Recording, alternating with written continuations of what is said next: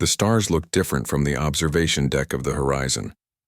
Captain Ellie Mason stood with her hands clasped behind her back, watching the swirls of color that made up the Nexus system. After 2 weeks of travel through spaces no human had ever seen, they had finally arrived at the heart of the Galactic Concord. "Captain, the alien delegation is ready to meet us," said Lieutenant Ryan Park, standing at attention beside her. Ellie nodded, straightening her blue uniform. "How many species will be there?" 27 representatives from the main council, ma'am, plus assistants and diplomatic staff." Ellie took a deep breath. Just 5 years ago, humanity had discovered faster-than-light travel. 3 years ago, they had built their first ship capable of reaching nearby star systems. And 6 months ago, they had received the first message from the Concord, welcoming Earth to the galactic community. Now she was about to become the first human to set foot on an alien capital world. "Let's not keep them waiting," she said. The shuttle ride down to Nexus Prime was smooth. Through the windows, Ellie could see a city that stretched as far as the eye could see, with tall spires and structures in shapes that made her eyes hurt if she looked too long. Ships of all sizes moved through designated air lanes, some as small as birds, others as large as Earth's biggest aircraft carriers. When they landed, a group of aliens waited for them on a wide platform. They came in all shapes and sizes, some with 6 limbs, others with none.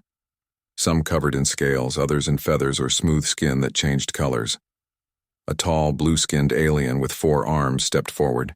"Captain Mason of Earth, welcome to Nexus Prime. I am High Counselor Zarvex of the Galactic Concord. Your arrival marks a historic moment for your species."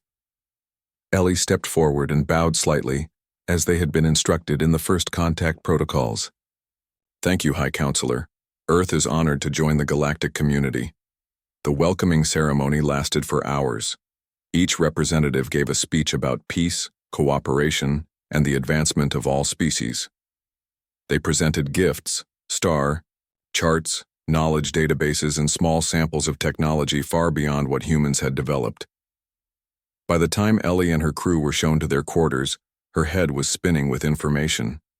Earth was being offered protectorate status, a common first step for new spacefaring races. They would receive limited technology, trade rights, and protection under Concord law. "They seem friendly enough," said Commander Jack Nichols, her second-in-command, as they reviewed the day's events. "Almost too friendly," Ellie replied. "They're treating us like children who just learned to walk." "We are children compared to them," Jack pointed out. "Some of these species have been traveling between stars for thousands of years. The High Counselor mentioned his people have records going back 20,000 years. Ellie was about to respond, when a soft chime indicated someone at their door. When it opened, she was surprised to see a tall, thin alien with skin that seemed to shimmer with colors like an opal. The visitor looked around nervously. "Captain Mason?" "I am Delegate Thela, of the Velt. May I enter?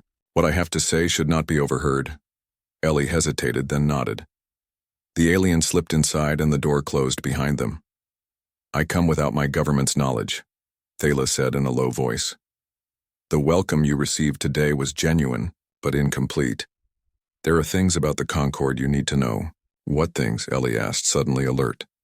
"The Concord observes but does not interfere. This is our highest law. Even when—" Thela's voice faltered. "Even when one species is destroying another." Jack stepped forward.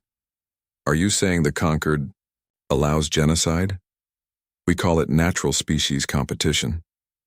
3 races have been wiped out in the last century alone. The harvesters are moving through the outer systems, consuming all in their path. They are a hive mind that uses biological matter to create more of themselves." Ellie felt cold. "And the Concord does nothing. They observe. They document. They discuss philosophy while worlds burn." Thela's skin darkened to a deep blue. "My people argued for intervention during the fall of the Nexiri. We were overruled. The Concord believes in non-interference in the natural development of the galaxy." "That's not civilization," Ellie said, anger rising in her voice. "That's just watching from a safe distance." "This is why I came to you," Thela said. "Humans are different. In our studies of your transmissions, we see a species that still believes in fighting for others. Most races lose this quality as they age. They become focused on themselves, on stability, on the long view of history. Where are these harvesters now? Jack asked. Far from Earth for the moment, but they move constantly. No one knows where they will turn next. Ellie walked to the window, looking out at the gleaming city. Thank you for the warning, Delegate Thala. We'll be ready. After Thala left, Ellie stood in silence for a long time. What are you thinking, Captain? Jack finally asked. I'm thinking about the history books I read as a kid, she replied. About how nations stood by while others fell. About how never again turned into again and again. She turned to face him. We need to warn Earth.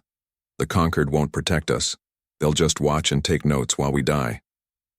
3 days later, the Horizon left Nexus Prime with official protectorate status and a library of approved technological information. But they also carried Thela's warning and secret data about the harvesters that the veiled delegate had slipped them before departure.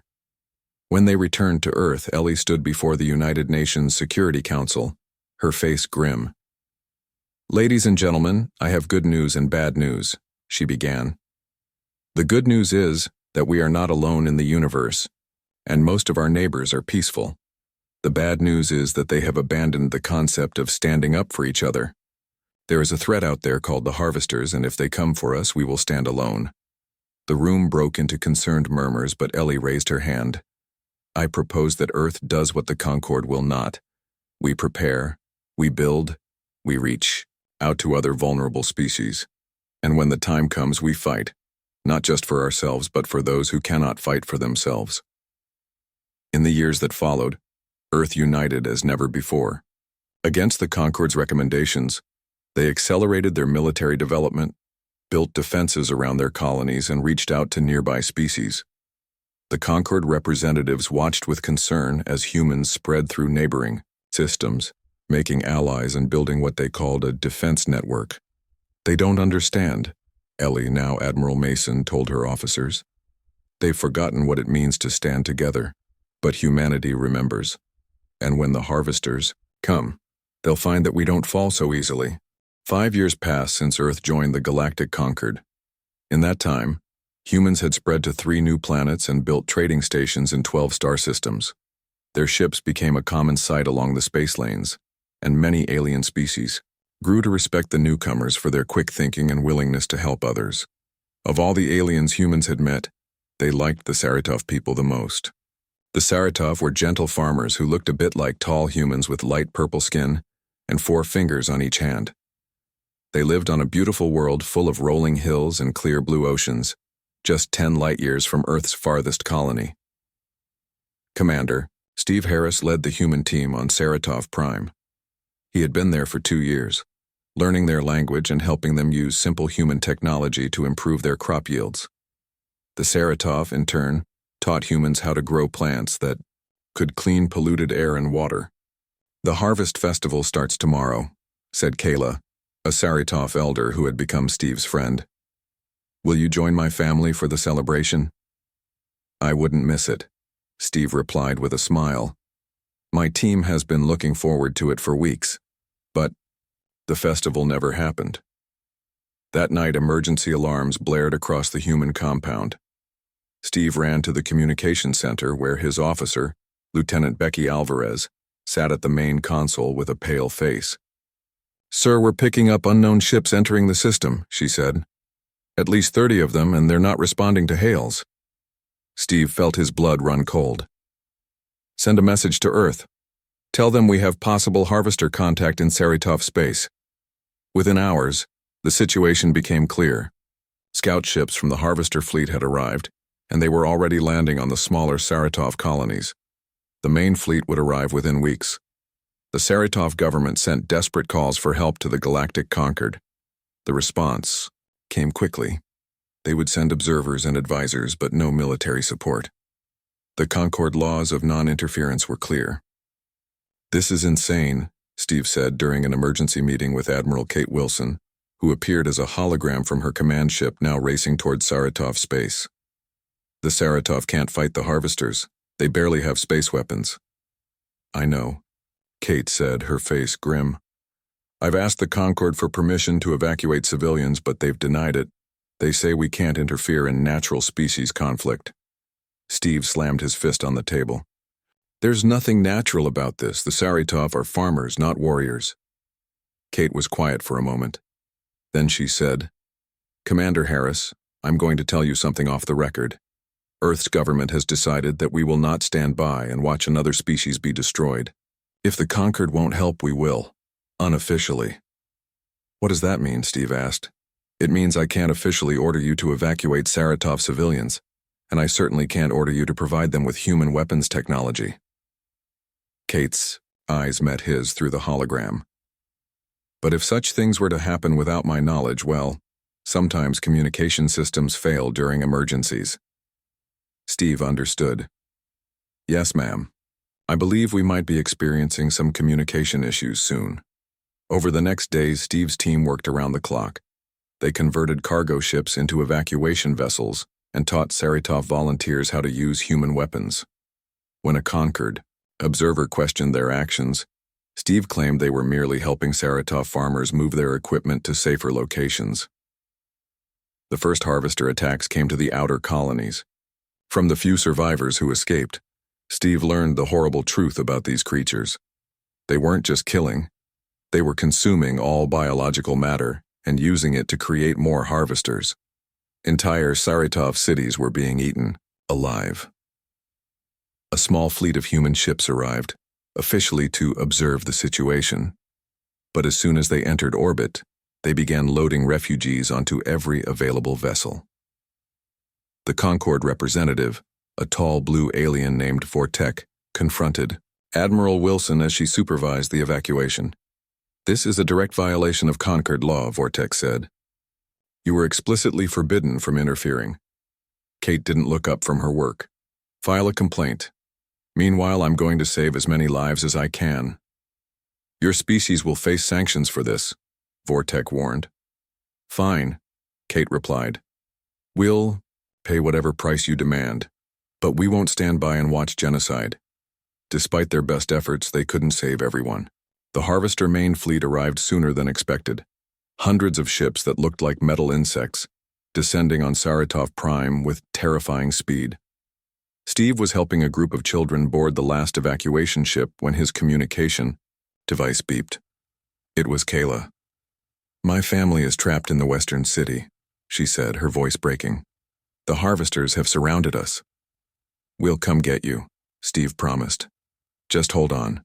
But Admiral Wilson's voice cut in. Commander, I'm sorry. The Harvester ships are entering the atmosphere. We have to leave now or lose everything. Steve looked at the children he had already saved, then back at his device. Kayla, I'll come back for you. I swear it. No, Kayla said gently. Save those you can.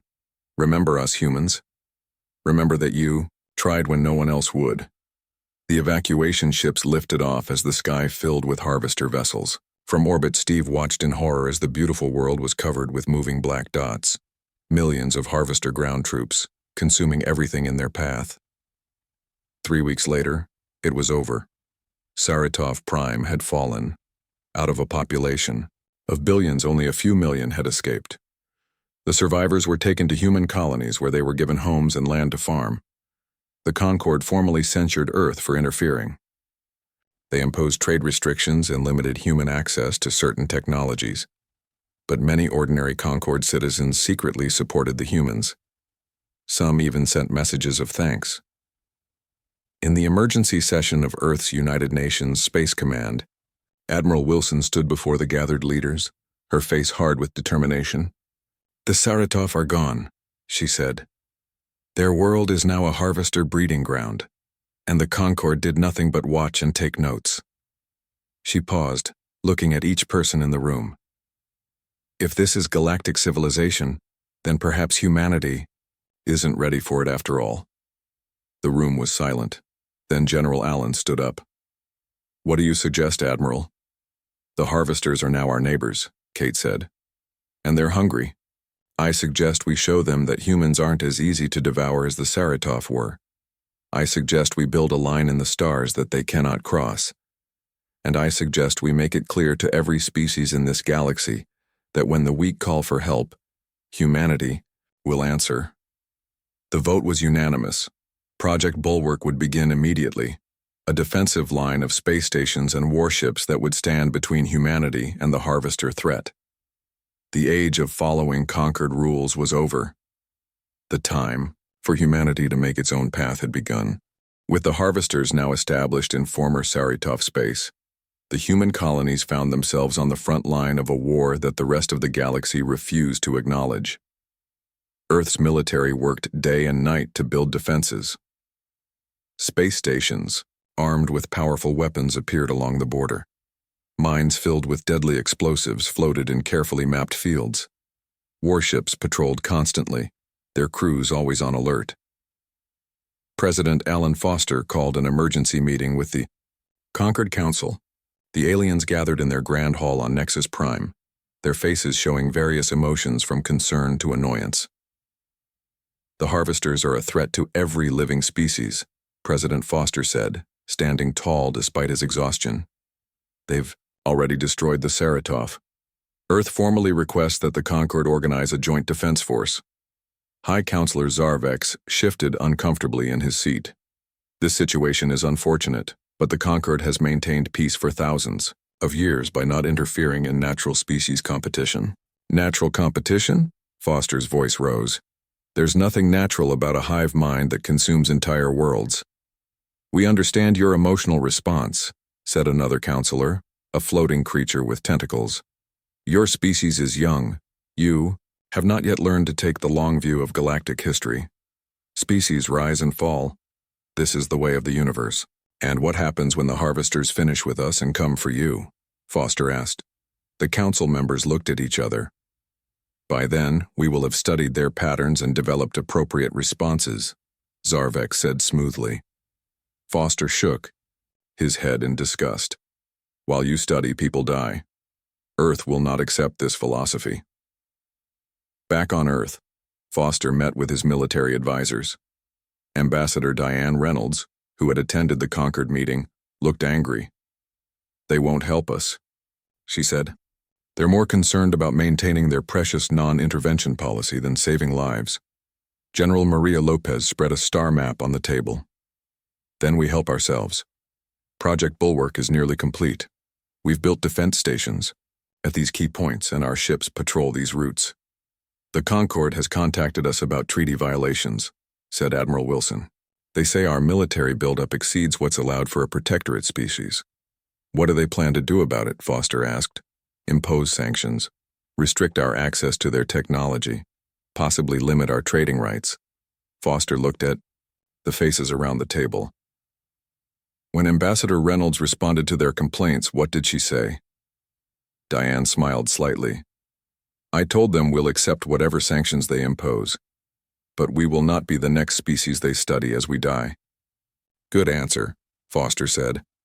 Now what about potential allies? Are there other species who might stand with us? Dr. Greg Walsh, the head of Alien Relations, nodded. Several, actually.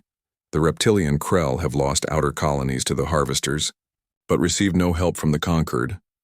The Volturi, who breathe methane instead of oxygen, have been watching our defense efforts with interest. And the silicon-based Quarry have already reached out to us secretly. Can we trust them? Wilson asked. I believe so, Walsh replied. They're all younger species like us. The Concord treats them the same way, as children to be seen and not heard. Foster stood up straight. Contact them all. Offer mutual defense agreements. We'll call it the Frontier Alliance. Over the next months, ships from the Krell, Volturi, and Quarry began to arrive in human space. Their designs were different. The Krell used ships that looked like arrowheads, the Volturi preferred spheres, and the Quarry built ships that resembled crystals. But they all came for the same reason: to join forces against the Harvesters. Representatives met on Earth's moon base. Unlike the grand speeches and formal ceremonies of the Concord, this meeting was simple and direct. Are here because the old ones will not help us, said Sherrick, the Krell military leader, his scales shining under the lights. Humans have shown courage in defending the Saratov. We will show the same courage standing with humans. The Volturi ambassador, a cloud of gas inside a mechanical suit, floated forward. For too long, the Concord has watched as younger races die. Together, we will change this pattern. The Frontier Alliance was born that day, not with elegant treaties, but with a simple promise. When the harvesters came, no member would stand alone. Meanwhile, the harvesters were testing human defenses. Small groups of their ships would approach human space, then retreat when confronted. Unlike with the Saratov, the harvesters found that humans fought back immediately and aggressively. During one such encounter, a human ship managed to capture a damaged harvester scout vessel. It was brought to a secure research station where Dr. Walsh led a team studying it. Their biology is unlike anything we've seen, Walsh told Admiral Wilson during her inspection of the facility. They're part organic, part machine. The living components can consume almost any biological matter and convert it into more harvesters. What about weaknesses? Wilson asked, looking at the creature's remains. Two major ones, Walsh said. First, they rely on a hive mind connection. Each individual harvester is just a cell in a larger organism. Disrupt that connection, and they become confused. And the second weakness? Their communication system. They use a specific frequency to coordinate. Their attacks, if we could jam that frequency or use it to send false commands. Walsh's eyes gleamed with possibility. As the human scientists worked, something unexpected happened. A ship from one of the oldest conquered species, the Velt, arrived at Earth with a secret offer. Delegate Thala, who had first warned Captain Mason about the harvesters years before, met with President Foster in a secure room. "My government does not know I am here," Thala said, her opal skin shifting colors with emotion. "But many of my people disagree with the Concord's policy. We wish to provide you with shield technology." Foster looked surprised. "The Concord forbids sharing advanced technology with protectorate species." "Yes," Thala agreed. "But we have watched you. While the Concord debates philosophy, humans act. You saved many Saratov when no one else would. Perhaps it is time for the galaxy to change." She handed him a small device. "This contains the plans for our most advanced shields, technology that would take your species centuries to develop on your own." Word spread quietly through the Concord. Other species began to reach out in secret, offering technology, information, or simply moral support. Not all agreed with humans, but many had grown uncomfortable with watching civilizations die while doing nothing. On the border of human space, the defensive line grew stronger every day. Ships from 4 species patrolled together, learning to combine their strengths.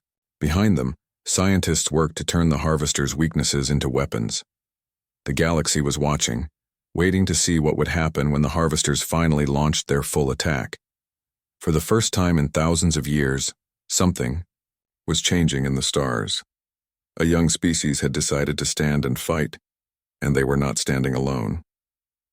The harvester attack, when it finally came, struck the human colony of New Virginia. 3 million people lived on this farming world, growing crops that helped feed Earth and its other colonies. The planet had been chosen for its rich soil and gentle climate, not for its defensive position. The colony's early warning systems detected the harvester fleet as it entered the system. Alarms sounded across every city and farm. People rushed to emergency shelters as the sky filled with hundreds of dark shapes. Governor Jeff Porter sent an urgent message to Earth. Harvester fleet approaching New Virginia, at least 200 ships, requesting immediate assistance. Admiral Lisa Chen was having breakfast when the alert reached her. Within minutes, she was on the bridge of her flagship, the battleship Unity. "All ships prepare for jump to New Virginia," she ordered. "This is not a drill." Across human space, the defense fleet mobilized. Ships from the Frontier Alliance, Human, Krell, Volturi, and Quarry, moved to join the fight. For the first time, the emergency plan they had practiced so many times was happening for real. The first human ships arrived at New Virginia 6 hours after the initial alert. By then, the harvesters had already begun landing forces. Their black ships hovered over farms and cities, dropping thousands of ground troops that looked like giant insects with metal parts. Vice Admiral Ben Lewis commanded the first response group. "Form a defensive line above the capital city," he ordered. "All ships with shield technology protect the evacuation transports." The battle in orbit was fierce. Harvester ships fired weapons that could melt through metal in seconds. Human ships responded with missiles and energy weapons. The shields given to them by the Velt flickered blue as they absorbed devastating hits that would have destroyed the vessels otherwise. On the ground, the colony's defense forces fought to protect the evacuation centers. They used the knowledge gained from the Saratov tragedy. Keep moving. Don't let the harvesters surround you. Aim for the central body where their control systems were located. By the third day, Admiral Chen arrived with the main fleet. The sight that greeted her was grim. Half the colony was already overrun. Smoke rose from burning fields and cities. But unlike the Saratov, the humans were making the harvesters pay for every inch of ground. "Status report," Chen demanded as she entered the command center that had been set up on one of the moons. "We've evacuated almost 1 million colonists," reported Colonel Olivia Jordan. "The harvesters control the southern continent, but we're holding the line at the capital and the northern cities." "And our fleet?" "We've lost 23 ships, but we've destroyed 39 of theirs. The Krell battle group arrived an hour ago and is engaging the enemy's eastern flank." Chen studied the tactical display. "They didn't expect us to be ready," she said quietly. "They thought we would fall like the Saratov." For 17 days the battle raged across New Virginia. The harvesters gained ground, but far more slowly than they had in previous invasions. Every hill, every city was defended fiercely. And in space, the combined fleets of the Frontier Alliance fought with determination and growing skill. The tide began to turn when 3 massive quarry crystal ships arrived, carrying a weapon developed by Dr. Walsh's team. It sent out pulses on the exact frequency the harvesters used for communication, but with a jamming signal that confused their hive mind. "Target their command ships," Chen ordered. "Disrupt their coordination." The effect was immediate and dramatic. Harvester ground forces suddenly moved erratically, some attacking each other, others standing still in confusion. In space, several of their ships collided when they could no longer coordinate their movements. Taking advantage of the chaos, human and allied ships pressed forward, focusing their fire on the largest harvester vessels. One by one, the massive ships were destroyed or disabled. On the 17th day, the remaining harvester ships suddenly began to retreat. They abandoned their ground forces and fled the system, jumping away faster than the Alliance ships could follow. The battle for New Virginia was over. The colony had suffered terrible damage.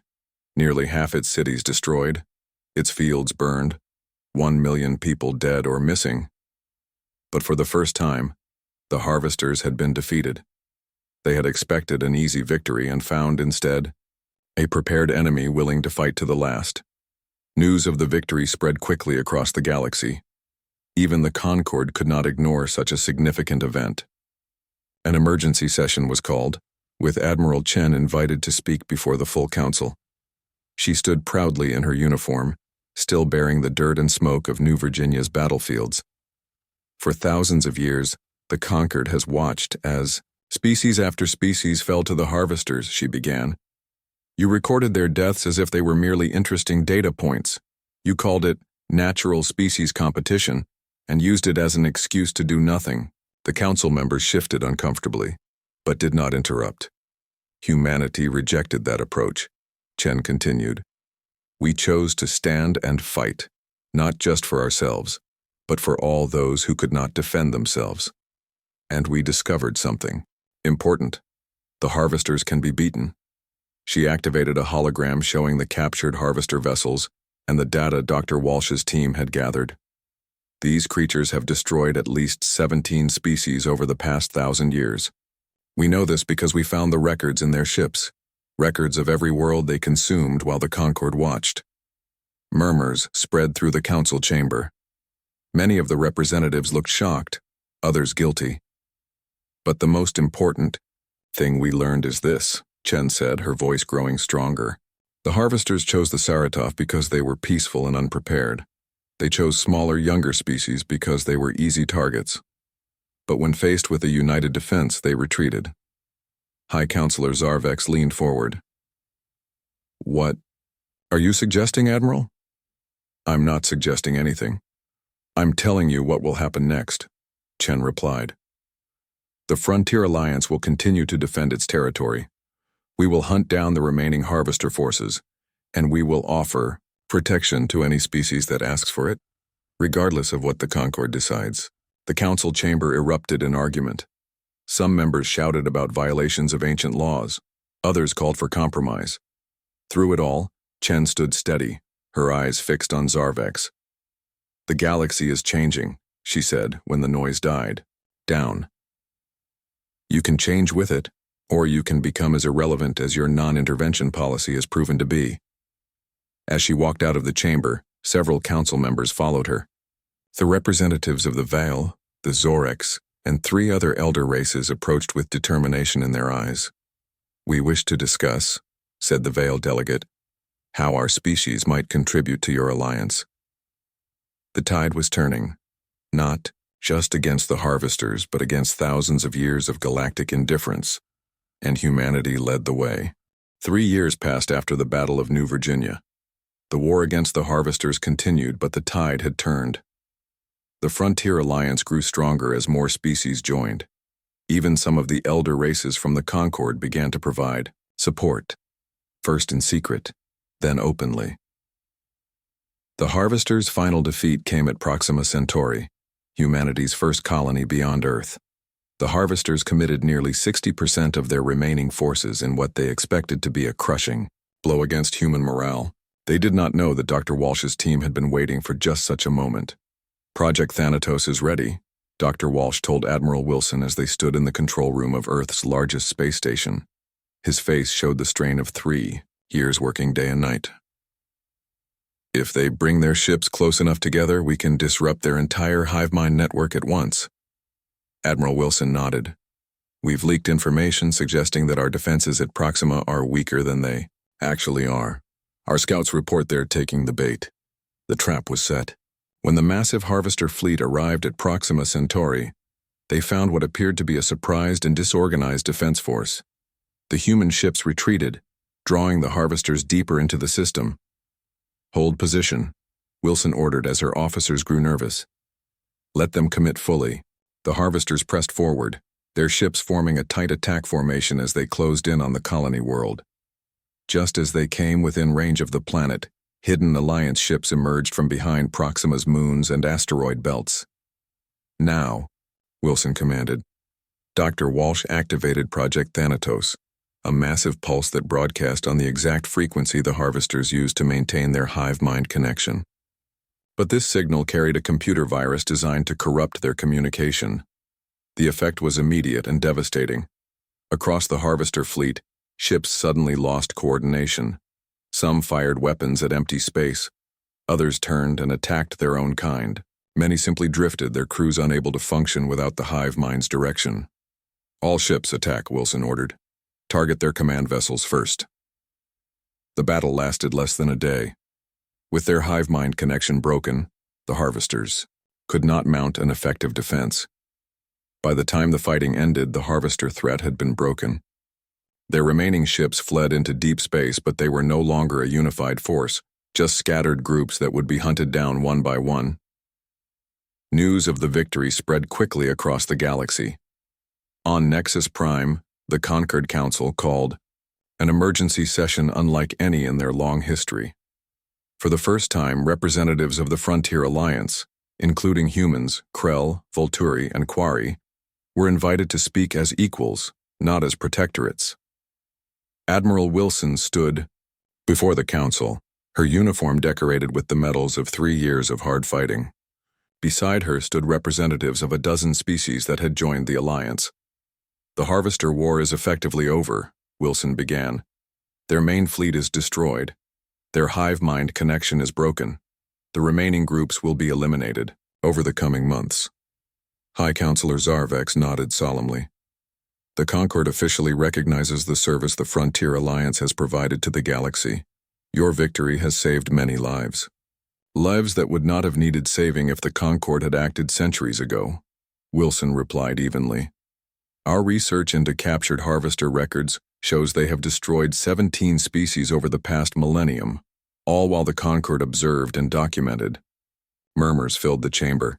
Many council members looked away in shame.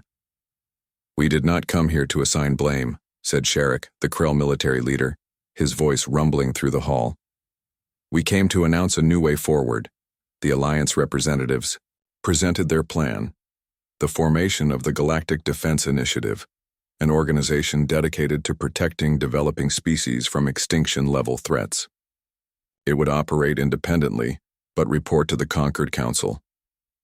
This is against our oldest traditions, protested one council member, a gaseous being floating in a containment field. Non-interference has maintained peace for thousands of years. Peace for whom? Asked the Volturi representative. Not for the 17 extinct species, not for the Saritov. The debate lasted for days. In the end, 43 Concord member species threatened to withdraw if the initiative was not approved. The council had no choice but to agree to the compromise. Captain Patrick Dawson, who had lost his family in the attack on New Virginia, was chosen to lead the first intervention fleet, ships from multiple species stationed at strategic points throughout the galaxy. Their first mission came sooner than expected. The pre-spaceflight Talari, a species just beginning to develop agriculture, faced an extinction-level threat when astronomers detected a massive asteroid on collision course with their planet. In the past, the Concord would have simply observed the extinction event as natural development. Instead, the intervention fleet moved into position and destroyed the asteroid, saving millions of lives. The Talari never knew they had been saved. They were still too primitive to detect the ships in their sky, but they would now have the chance to develop, and one day, join the galactic community. On the 10th anniversary of the fall of Saritov, a memorial was unveiled on Earth, a garden containing plants from all known extinct species, maintained by Saritov refugees and their descendants. At the dedication ceremony, the Concord High Commissioner formally apologized for centuries of inaction. We forgot the most important duty of civilization, Zarvek said, looking older and humbler than he had years before. Not to observe, but to preserve. Not to document, but to protect. The humans reminded us of this duty, and for that, all living species owe them a debt. As the former harvester territories were reclaimed and restored, humanity continued to push boundaries. Human explorers ventured into regions the Concord had declared off limits, discovering remnants of ancient civilizations and technologies that had been hidden away. Some older Concord members still grumbled about these changes, but they could not deny the new energy and purpose that had spread through the galaxy. Younger species now had a voice. Older species had remembered their responsibility to use their power for more than mere observation. A final, symbolic moment came when the new Concord Charter was signed. The preamble now contained words first spoken by Admiral Wilson years earlier. The true measure of civilization is not its longevity, but its willingness to stand with those who cannot stand alone. As humans continued to spread through the stars, they carried this principle with them, not as conquerors, but as protectors. The galaxy had changed forever because one young species had refused to stand by while others fell.